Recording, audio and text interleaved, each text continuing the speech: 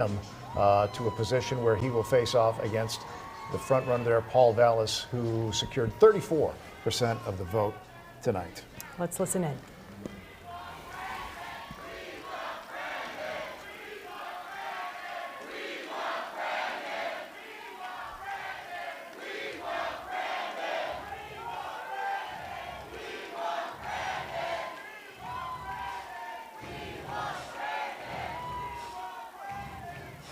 Thank you.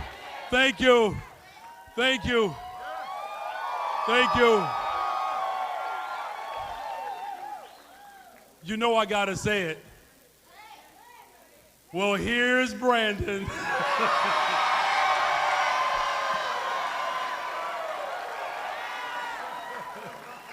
Well, Chicago, we did it, y'all.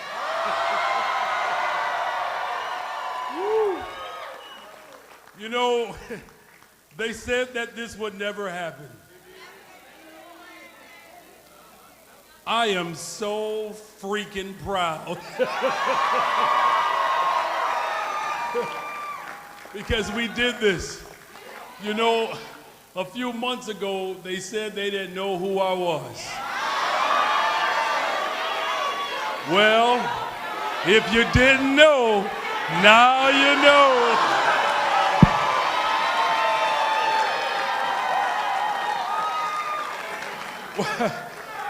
Well, there are so many people who are responsible for this moment, and I thank you all. Of course, I want to thank the author and the finisher of my faith. That is my God. Because you all know the fifth floor is going to be real saved and sanctified. And of course, I want to thank my family. I'm not here without them. Especially to my wife.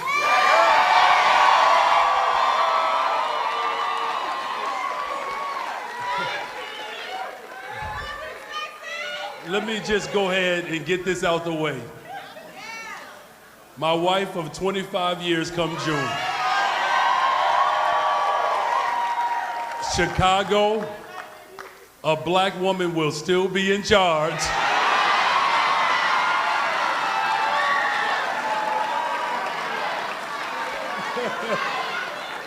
Of course, to the workers of this city, SEIU HCII, SEIU 73, the Chicago Teachers Union, Cook County Colleges Teachers Union, the IFT, the AFT, and the baddest independent political organization, the United Working Families.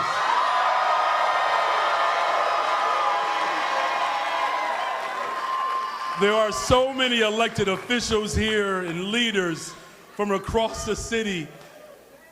Thank you all. Thank you so much. We have shifted the political dynamics in this city.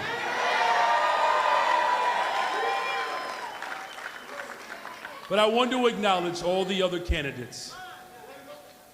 My good friend, Congressman Garcia, Representative Cam Buckner, Alderwoman Sophia King. There's only one Dr. Willie Wilson. Jamal Green, Alderman Rod Sawyer, and to Mayor Lori Lightfoot. Now, I may not have always agreed with you all, but running for office is difficult, and it is an act of service. Let's acknowledge and give all the other candidates a round of applause. And here, if you voted for one of those other candidates, I want you to know that I'm running to be the mayor of you too. And I'm gonna work just as hard as I have to get to this point to earn your support. So I want to thank all the Chicagoans who made this happen. You went door to door. You made phone calls. Some of y'all been harassing y'all family members for months. as the next mayor of the city of Chicago, I apologize to all of the family members who received multiple text messages from your cousin, your auntie, your pastor, your grandmother. Thank you. Because what you did, you turned our hope into reality because you believe that a better Chicago is possible. But guess what we get to do now, y'all? We get to turn the page of the politics of old.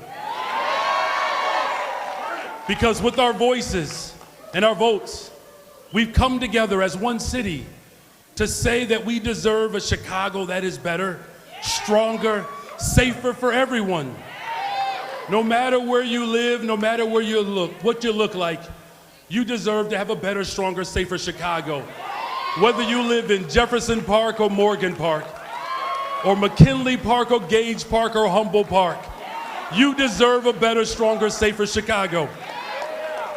A city where you can thrive regardless of who you love or how much money you have in your bank account. A city that respects the workers who keep it running, that actually values them by building new affordable housing, blazing a pathway for home ownership. You deserve that, Chicago. A city where the trains actually run on time, and where the public schools are fully resourced, and that every single child in the city, they get to have their needs met. A city where young people have real year-round jobs, where we can actually solve the violent crime that exists in this city. We deserve that, Chicago. Those of us who are facing mental health crises, you deserve a social worker, a counselor, and mental health centers that are open across the city. You deserve it, Chicago.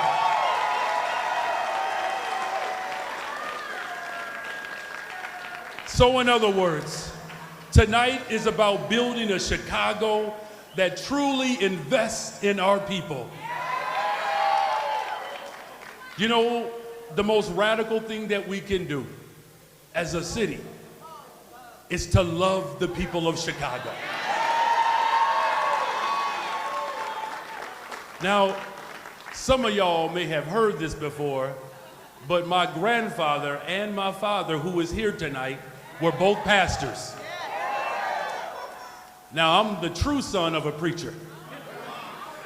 Loving people and investing in people, that is the way that my father raised me. Because the Bible says, where your heart is, your treasure will be also. And the finances of this city belong to the people of the city. So we're going to invest in the people of the city. Now, I grew up in a very large family. It was 10 of us with one bathroom. Plus my parents were foster parents. We had so much going on in our home on a day-to-day basis. It felt like teaching in the Chicago public schools. But I grew up in a home where sometimes the ends did not always meet. Know what it's like to come home and the water's not on. I know what it's like to have a long orange extension cord from our window to our neighbor's window. I know what a disinvested community looks like because I taught in Cabrini Green, USA. And our children from Cabrini Green could see and touch and practically walk to one of the wealthiest neighborhoods in the entire city of Chicago.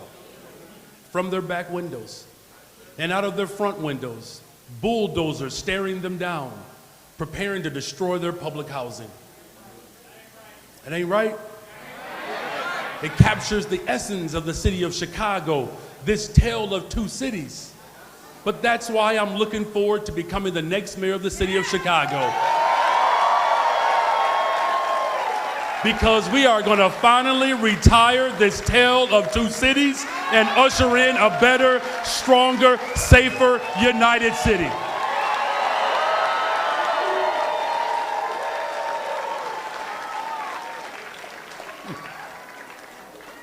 The disinvestment that we've experienced in this city for too long, it's been chronic. It's been systemic. I'll never forget one of my students who had a rough day. Well, all of my students many times had rough days. But there was one particular day where we were all having a rough day together. And we stopped for a second to reflect. And one of my students looked me in the face and said, "Mr. Johnson, you should not be teaching here." She says, "You should be teaching at a good school."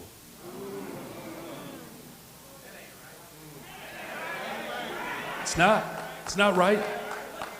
It broke my heart then, and it breaks my heart today. And I wanted to change the system. And that's why I became an organizer, fighting alongside of teachers across America. Because it's not just what we're fighting for, it's who we are fighting for. And no child under a Johnson administration will ever feel like they are not good enough to have the best.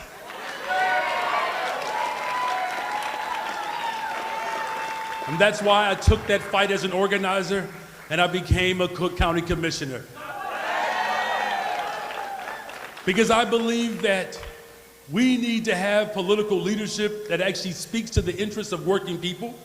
And that's why on the county board, I fought to expand health care. We put hundreds of millions of dollars into violence prevention.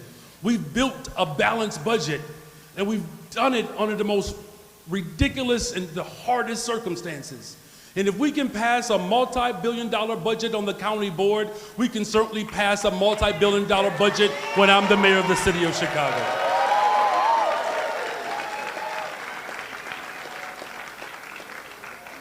You know, I told you I would always tell you the truth, Chicago. I'm always going to keep it 100. You see how they already fact-checking me? Look, no, Mr. Mayor, you said you're going to keep it 100. I'm going to keep it 100 with you, Chicago. And as good as we feel right now, you all, I'm going to tell you the truth because there's another candidate that made it into the runoff tonight.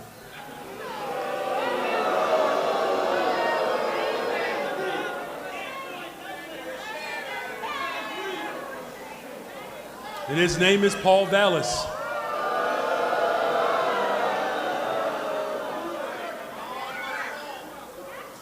So we about to get real.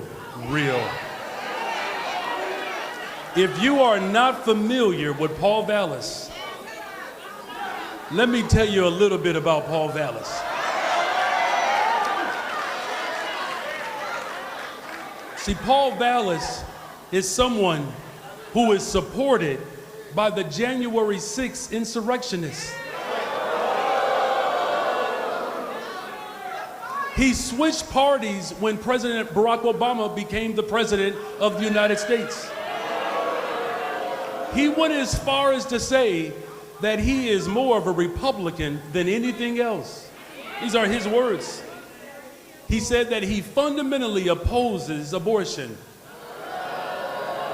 These are direct quotes. As head of the Chicago Public Schools, he ran the teachers' pension fund into the ground, closed neighborhood schools, and punished students who were in need. He took it to another region of the earth. When he went to Hurricane Katrina, after Hurricane Katrina, Paul went to New Orleans and privatized 3/4 of the city's public schools, of which caused the largest decline of black educators. He left similar messes in Philadelphia, Connecticut, and of course right here in Chicago. This is the truth about Paul Vallas. He has literally failed everywhere he has gone. In fact, Paul Vallas is the author of The Tale of Two Cities. He is backed by the same forces who have done nothing as crime has paralyzed our city. He's backed by the same supporters who have failed to enforce the consent decree even after Adam Toledo, Laquan McDonald were killed. The forces who are sticking their heads in the sand as our city's budgets go deeper and deeper in the red year after year, with property taxes going up while our schools stayed underfunded, those same forces are trying to reinvent the very person who's responsible for the mess that we're living in.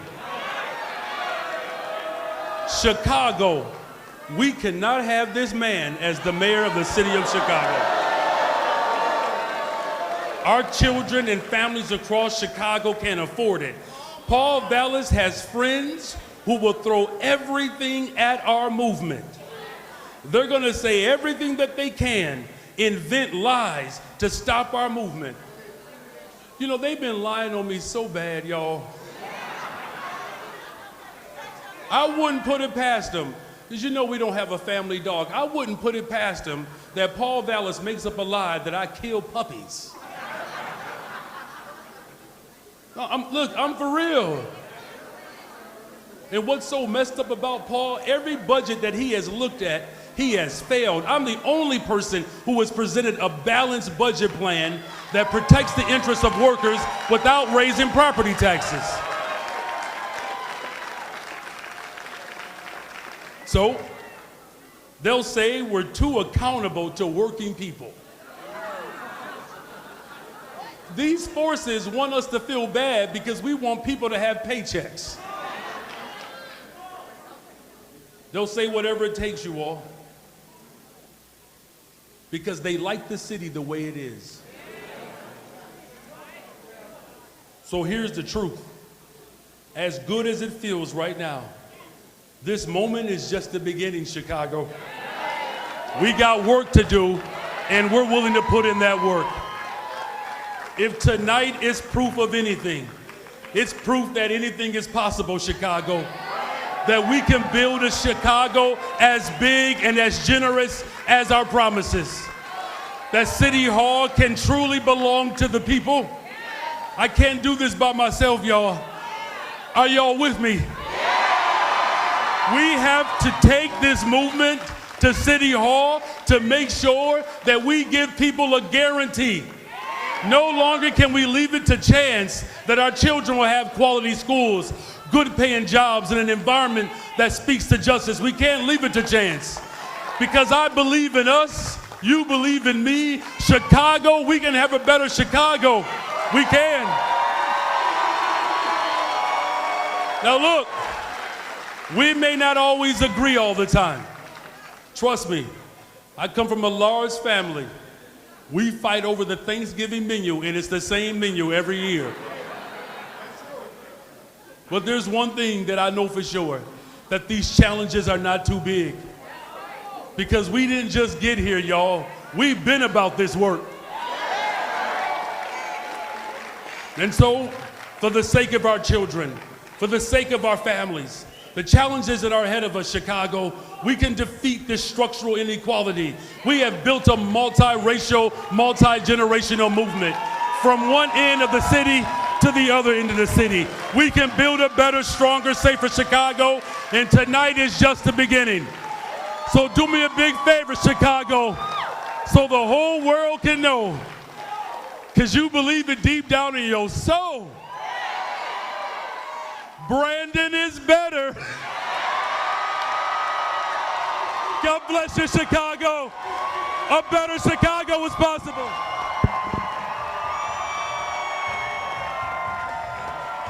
And there you have it, Brandon Johnson claiming victory, making his acceptance speech as he goes on to the runoff election on April 4th, thanking his supporters through the first half of his remarks and then going on the attack.